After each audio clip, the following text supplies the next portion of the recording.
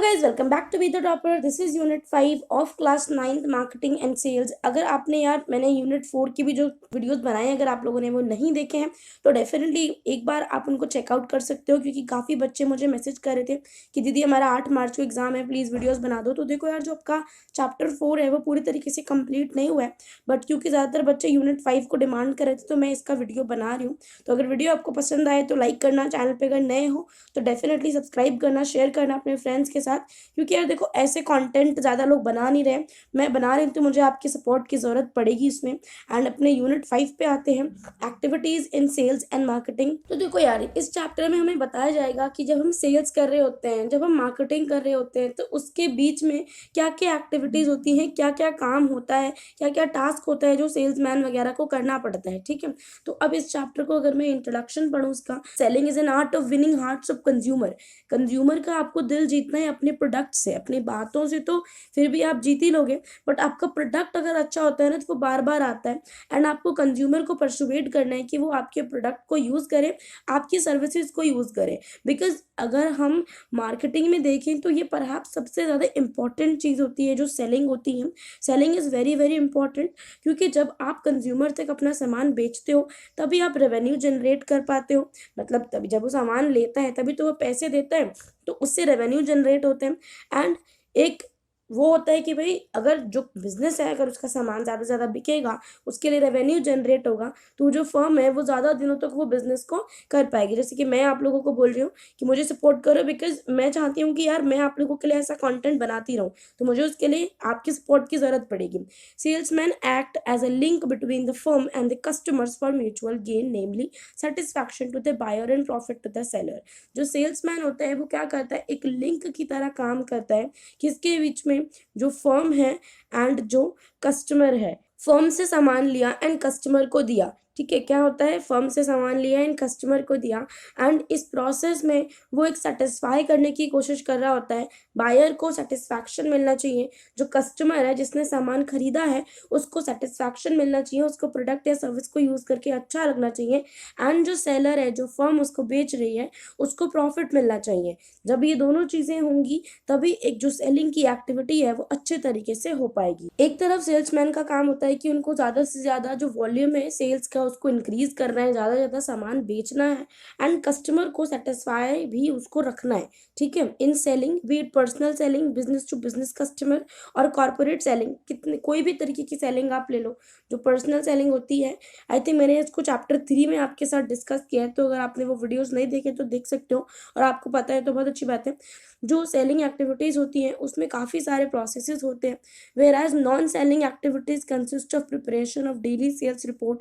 And जो non selling activity है उसमें क्या किया जाता है कि आपको डेली सेल्स रिपोर्ट बनानी होती है। आप जब सामान बेच नहीं रहे हो तो आपको डेली सेल्स की रिपोर्ट बनानी है, आपको पेमेंट कलेक्ट करना है, आपको इन्फॉर्मेशन मार्केट में क्या चल रहा है इसके बारे में गैदर करनी है, कॉम्पिटिटर्स जो हमारे हैं वो किस तरीके से प्रोडक्ट को बना रहे हैं, क्या कर रहे हैं, उनको ये सारी नॉलेज जो है वो गेन करनी पड़ती है, बेसिकली कंसिस्ट करनी पड़ती है, कलेक्ट करनी पड़ती है, जो कि नॉन सेलिंग एक्टिविटी कर रहे होते हैं। तो गाइस अब आ जाते हैं अपने सेशन 1 पे, जहाँ पे हमको ये पता चलेगा कि भाई सेल्समैन के जो टास्क होते हैं वो क्या क्या होते हैं।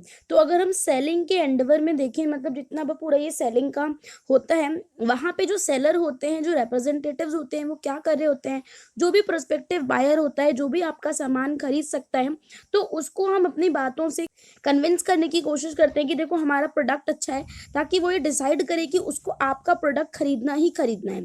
ठीक है, एक तो ये चीज़ हो गई। अगर हम बात करें बिजनेस एंड इंडस्ट्री की, तो अलग अलग टाइप के सेल्स पर्सन होते हैं, लाइक मैन्युफैक्चर सेल्समैन होता है, होलसेलर सेल्समैन होता है, रिटेलर सेल्समैन होता है, और आप इसको सेल्स इंजीनियर भी कह सकते हो। Manufacture salesman are employed to sell products either directly to the customer और टू द होलसेलर्स और रिटेलर्स। अब यहाँ पर हमको ये बताया है कि भाई मैन्युफैक्चर जो सेल्समैन होते हैं वो क्या कर रहे होते हैं, वो बेसिकली अपने प्रोडक्ट्स या तो डायरेक्टली कस्टमर को बेचते हैं या तो होलसेलर को बेचते हैं। मतलब जो होलसेलर क्या होते हैं कि भाई अब वो लोग ज़्यादा ज़्यादा सामान आगे करके बेचेंगे। रिटेलर जो कि आपके घरों के आसपास छोटी मोटी जो दुकान होती हैं, तो उन लोगों को मैन्युफैक्चर सेल्समैन जो होता है वो सामान देकर आता है, like salesman appointed at company outlet. Company की आउटलेट में जैसे सेल्समैन को अपॉइंट किया जाता है, बेसिकली वही है।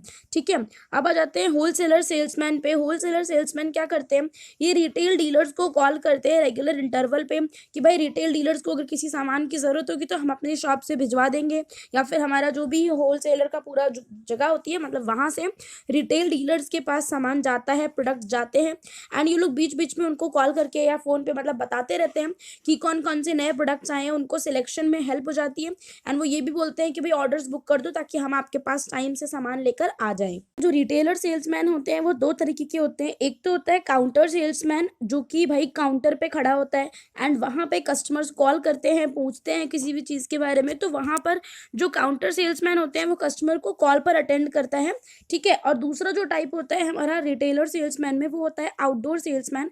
तो वो लोग क्या करते हैं, वो प्रोस्पेक्टिव कस्टमर्स के पास जाते हैं, उनकी शॉप्स पे जाते हैं, गुड्स के सैंपल लेकर जाते हैं, ताकि वो जो आपके प्रोस्पेक्टिव कस्टमर हैं बेसिकली आप उनको ये बता सको कि देखो आपका प्रोडक्ट कितना अच्छा है। तो ये जो आउटडोर सेल्समैन होते हैं ये प्रोडक्ट्स लेके जाते हैं एंड कस्टमर को दिखाते हैं कि भाई देखो ये इसकी क्वालिटी है वगैरह वगैरह, ताकि वो लोग सामान को खरीद लें। इसी को आप डोर टू डोर सेलिंग भी कह सकते हो। अब आ जाते हैं सेल्स टास्क पे। जो सेल्स में जो टास्क होते हैं यार, तो देखो इसमें कुछ इंपॉर्टेंट टास्क होते हैं, लाइक ऑर्डर गेटिंग, आपको ऑर्डर्स लेने पड़ते हैं, ऑर्डर देने भी पड़ते हैं, एंड ऑर्डर प्रोसेसिंग, ऑर्डर को प्रोसेस भी करना होता है, ऑर्डर की डिलीवरी भी आपको देनी है, एंड सपोर्ट पर्सनल जो एक्टिविटीज़ हैं वो भी आपको करनी पड़ती हैं। What kind of personal selling are needed.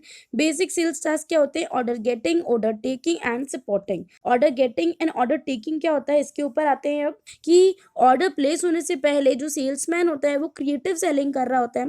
Creative selling क्या होता है, एक जो सिचुएशन है कस्टमर के साथ उसको असेस करने की कोशिश करेगा कि इस टाइम पे कस्टमर की क्या नीड्स हो सकती हैं, या फिर क्या वांट्स हो सकती हैं, क्या डिमांड्स हो सकती हैं। एंड जब आप एक बार ये समझ जाओगे कि भाई कस्टमर को किस चीज़ की ज़रूरत है, उसके बाद अपना प्रोडक्ट उनके सामने आपको प्रेजेंट करना है एंड उसको कन्विंस करना है कि भाई आपको ये चीज़ की बहुत ज़्यादा ज़रूरत है, अगर आप इसे नहीं लोगे तो आप काफ़ी नुकसान में रहोगे। तो यही एक ऐसी फीलिंग होती है जो किसी भी कस्टमर को कुछ भी बाय करने पर मजबूर करती है। और ये जो चीज़ है क्रिएटिव सेलिंग, ये किसी भी फर्म की सेल्स को बहुत ज़्यादा इंक्रीज़ कर देती है, क्योंकि जब किसी भी फर्म की सेल्स इंक्रीज़ होती है तभी ज़्यादा से ज़्यादा बिजनेस हो पाता है, ज़्यादा लोग कस्टमर बनते हैं, ज़्यादा लोग प्रोडक्ट्स को खरीदते हैं एंड वैसे ही बिजनेस जो है वो ग्रो करता है। Order getting is important to a company as it develops business. Order getting जो है, ये जो प्रोसेस है ऑर्डर गेटिंग का, ये ऑर्डर्स लेना ये बहुत ज़्यादा इंपॉर्टेंट है, क्योंकि इससे ही कोई बिजनेस ज़्यादा लंबे समय तक चल पाता है। खास करके यहाँ पे उन्होंने एग्जांपल हमें दिया हुआ है कि जो सेल्स पीपल आपको इलेक्ट्रॉनिक स्टोर्स में मिलेंगे या जो फैंसी क्लोथ स्टोर में मिलेंगे, वो बहुत ज़्यादा ऑर्डर गेटर्स होते हैं, बिकॉज वो कन्विंस कर लेते हैं कस्टमर को कि ये वाला आउटफिट आपके ऊपर बहुत अच्छा लगेगा। अगर आपने कभी शॉपिंग की होगी, जैसे कभी सामान खरीदने गए होगे और डेफिनेटली की होगी, तो वहाँ पे वो लोग हमेशा बोलते हैं कि यहाँ ये वाला जो टी शर्ट है ना, ये आपके ऊपर बहुत अच्छा लगेगा, ये कलर बहुत बढ़िया है, ये कलर आपके ऊपर बहुत अच्छा लगेगा। तो ये मेरा पर्सनल एक्सपीरियंस है, तो ये मैं आपको उससे बता रही हूँ, ये आपका भी हो सकता है क्योंकि वो लोग करते ही है ऐसे। This type of salesman focus on benefits, और ये जो सेल्समैन होते हैं ये बेनिफिट्स पे फोकस कर रहे होते हैं। ये ऐसा नहीं करते कि ये मतलब एकदम बारीकी में चले जाएं, उस प्रोडक्ट को डिस्क्राइब करने लगे उसके सारे फीचर्स, बस आपको आपको थोड़े बहुत बेनिफिट्स बता देंगे। एंड इनके पास ये टैलेंट होता है कि ये कस्टमर को कन्वर्ट कर सकते हैं अपने मतलब अपने आप बस गए हो ना, तो ऐसा हो नहीं सकता कि आप अगर ऐसे लोग आपके सामने हो और आप कुछ बिना खरीदे ही वापस आ जाओ। तो इन लोगों को क्या मिलता है, कंपनी इनको सैलरी तो देती है प्लस इनको कमीशन भी देती है, बिकॉज ये अच्छे होते हैं मार्केटिंग करने में। सेल्समैन जो होते हैं ये अच्छे होते हैं और इनके वजह से कंपनी का जो बिजनेस है वो ज़्यादातर ग्रोथ में चलता है। तो ग्रोथ अच्छी होती है तो फिर जिन लोगों की वजह से ग्रोथ हो रही है उनको भी पैसा मिलता रहता है। अब आ जाते हैं यार ऑर्डर प्रोसेसिंग पे। ऑर्डर प्रोसेसिंग क्या होता है, ये एक सीक्वेंशियल प्रोसेस होता है। तो यहाँ पर क्या होता है कि जो प्रोक्योरमेंट डिपार्टमेंट है एंड जो फाइनेंस डिपार्टमेंट है, ये दोनों मिलते हैं, ऑर्डर को कंप्लीट करते हैं। मतलब पैसा भी आ जाना चाहिए, उनकी तरफ से पैसा आ जाना चाहिए एंड हमारी तरफ से जो भी सामान हमें पहुँचाना है उन तक वो प्रॉपरली पहुँच जाए। मतलब जिसने जो सामान ऑर्डर किया है उसके पास वो सामान आराम से अच्छे तरीके से पहुँच जाए, चाहे वो कोई भी टाइप की सेलिंग हो। ये चीज़ें बहुत ज़्यादा ज़रूरी होती हैं किसी भी टाइप की सेलिंग के लिए कि हम ऑर्डर को अच्छे से प्रोसेस करें, और ऑर्डर प्रोसेस करने के जो स्टेप्स होते हैं वो भी हम आगे देखने वाले हैं। तो किसी भी सेल्समैन को क्या करना पड़ता है, कस्टमर की नीड्स को आइडेंटिफाई करना है, ऑर्डर्स लिखने हैं एंड चेक करना है स्टोर मैनेजर के साथ कि भाई वो चीज़ें जो कस्टमर ने ऑर्डर किए हैं वो बेसिकली हैं या नहीं है। ऑर्डर प्रोसेसिंग में हमारे पास 3 स्टेप्स हैं। सबसे पहला है वेरिफिकेशन। आपको वेरिफिकेशन करना पड़ेगा कि भाई जो हमारा स्टॉक है उसमें वो गुड्स हैं भी या नहीं जो कि ऑर्डर की गई हैं। अगर वो गुड्स अवेलेबल हैं, वेल एंड गुड, और अगर ऐसा लगता है कि भाई डिफिशिएंसी आ रही है प्रोडक्ट्स की, जो भी गुड्स ऑर्डर किए गए हैं कस्टमर के द्वारा वो नहीं है, तो हम जहाँ से भी सप्लायर्स को मंगाते हैं, हम जो भी हमें जिन भी सप्लायर्स से हम चीज़ मंगाते हैं हम उनको इन्फॉर्म करेंगे एंड हम उसको बताएंगे कि कब तक हमें इन प्रोडक्ट्स की अवेलेबिलिटी चाहिए। तो ये तो हो गया वेरिफिकेशन। पिकिंग में आ जाते हैं। पिकिंग में क्या होता है? पिकिंग मतलब यहाँ पे क्या करता है, आपको सामान मतलब बेसिकली उतने प्रोडक्ट्स ही कलेक्ट करते हैं जितना अभी डिलीवरी से पहले या फिर शिपमेंट से पहले आप कह सकते हो कि जितने भी ऑर्डर कस्टमर ने किया है एक्चुअली में उतना स्पेसिफाइड क्वान्टिटी उनके पास जाना चाहिए। सॉर्टिंग में अगर हम देखें तो ये एक प्रोसेस है जो कि प्रोडक्ट को सेपरेट करता है उनके डेस्टिनेशंस के अकॉर्डिंग। लाइक एक प्रोडक्ट इधर जाने वाला है तो एक प्रोडक्ट इधर जाने वाला है, तो ये सब सॉर्टिंग की जाती है कि भाई जो इधर जा रहा है वो ये वाला प्रोडक्ट लेके जाएगा एंड जो इधर जा रहा है वो ये वाले प्रोडक्ट लेके जाएगा। तो इस तरीके से हो गया हमारे पास 3 प्रोसेसेस आ गए हमारे पास ऑर्डर प्रोसेसिंग में। सबसे पहला वेरिफिकेशन, जहाँ पे आप ये देखोगे कि गुड्स एक्चुअली में अवेलेबल हैं कि नहीं है। पिकिंग में आप ये कंफर्म करोगे कि जितना स्पेसिफाइड क्वांटिटी हमसे मांगा गया है उतना ही हम पहुंचाएंगे। सॉर्टिंग में एक डेफिनेट डेस्टिनेशन पे वो आराम से पहुंच जाए ऑर्गेनाइज तरीके से, तो ये वहाँ पर ज़रूरी होता है। एंड आगे आ जाते हैं हमारे पास है पैकेजिंग। पैकेजिंग अच्छी होनी चाहिए। जब एक प्रोडक्ट अच्छी तरीके से पैक हो जाता है तभी हम उसको डैमेज से किसी भी तरीके के बचा सकते हैं। प्रोडक्ट को सेफ पहुँचाना भी बहुत ज़्यादा इंपॉर्टेंट है। तो अलग अलग जो प्रोडक्ट होते हैं वो अलग अलग तरीके से पैक किए जाते हैं। लाइक आप भी अगर कोई सामान मंगाते होगे तो कोई सामान ऐसा होता है, लाइक आपने कोई शीशे के कुछ कांच के कुछ ग्लास मंगाए तो या ग्लास के कुछ भी आपने कुछ भी चीज़ मंगाया तो वो बहुत ही अच्छे तरीके से पैक होता है। वेयर एज अगर आपने कोई बुक मंगाई है या फिर आपने कोई टॉप मंगाया है या फिर आपने कोई भी अपना कपड़ा वपड़ा मंगाया है तो वो अलग तरीके से पैक होता है एंड जो अलग चीज़ें हैं वो अलग तरीके से पैक होती हैं। तो ये सारी चीज़ें हैं एंड कार्टन में पैक होता है, कुछ बॉक्सेस में पैक होता है, ये सारी चीज़ें आपको पता ही हैं। और उस पर एक कई बार जो प्रोडक्ट होते हैं जो कि बहुत ही सॉफ्ट होते हैं, डेलिकेट होते हैं, तो उस पर लिखा भी होता है हैंडल विद केयर। किसी भी हुक से इस चीज़ को ना उठाया जाए, नहीं तो वो टूट जाएगा, गिर जाएगा, फूट जाएगा, कुछ भी ऐसा हो सकता है। फिफ्थ आते हैं कंसोलिडेशन पे। कंसोलिडेशन क्या होता है?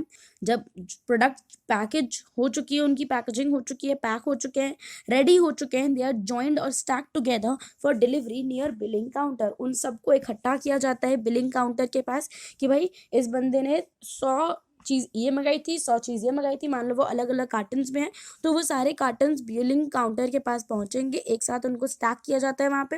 एंड उसके बाद जितने भी प्रोडक्ट को ट्रांसपोर्ट करना है वो बायर के डिलीवर्ड एरिया जो भी उसने बताया उसके डोर स्टेप पे डिलीवर किया जाता है। एंड ये होती हैं यार अलग अलग चीज़ें जो कि ऑर्डर प्रोसेसिंग में आती हैं। ठीक है, तो ये हो गया हमारा ऑर्डर प्रोसेसिंग का टॉपिक। अब